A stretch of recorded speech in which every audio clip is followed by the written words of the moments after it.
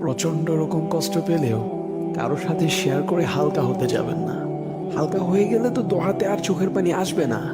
কষ্টগুলো যত্ন সহকারে জমিয়ে রাখুন, দুঃখগুলো ভারী করতে থাকুন। দুনিয়ার মানুষের সাথে দুঃখ ভাগাভাগি করে কি লাভ, যখন তারা সান্ত্বনা ছাড়া আর কিছুই দিতে পারবে না। বরং নিজেকে সবার সামনে স্ট্রং রাখুন যতটা পারা যায়। ঠিক তার বিপরীতে নিজেকে প্রচন্ড রকম ভেঙে চড়ে বিগলিত করে দিন রবের সামনে যতটা পারা যায়। হাজারো মানুষের ভিড়ে মঞ্জিল হারিয়ে ফেললে যেমন অসহায়ত্ব ফিল হয়, তার চেয়েও বেশি অসহায় হয়ে রবের কাছে সাহায্য প্রার্থনা করুন। দোয়া কবুল হলেও আলহামদুলিল্লাহ, আর অপেক্ষা দীর্ঘতর হলেও শুকর আলহামদুলিল্লাহ। যদি এই অপেক্ষার প্রহর গুনতে গুনতে রবের সান্নিধ্যে চলে যাওয়া যায়, তাহলে কে চাইবে এই মধুর নিয়ামত হতে বঞ্চিত হতে?